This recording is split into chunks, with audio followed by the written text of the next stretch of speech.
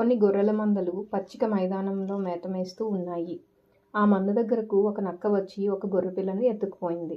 గొర్రెపిల్ల నక్కను తప్పించుకునే ప్రయత్నం చేసింది. అయితే అది సాధ్యం కాలేదు. నక్క దానిని చంపబోతోంది. అప్పుడు గొర్రెపిల్ల ఇలా అన్నది: గౌరవనీయులైన నక్కగారు, ఎలాగైనా కొద్ది నిమిషాల్లో నన్ను చంపబోతున్నారు. దయచేసి నా చివరి కోరిక ఒకటి తీర్చగలరా అని అడిగింది. ఏంటి నీ చివరి కోరిక అని నక్క అడిగింది. దానికి కోపంగా ఉంది. ఎందుకంటే తనను వెంటనే తిననీయకుండా అడ్డుపట్టడమే. అప్పుడు గొర్రెపిల్ల, నక్కగారు, నాకు సంగీతం అంటే విపరీతమైన ఇష్టం. నేను చనిపోబోయే ముందు వేణువు వాయిస్తే విని చచ్చిపోవాలని ఉంది. అదే నా చివరి కోరిక. దయచేసి నా కోరిక తీర్చండి అని వేడుకుంది గొర్రెపిల్ల. అందుకు నక్క అంగీకరించింది. వెంటనే వేణువు తీసుకొని వాయించడం మొదలుపెట్టింది. వాయించడం పూర్తయిన తర్వాత, మీరు అద్భుతంగా వాయించారు.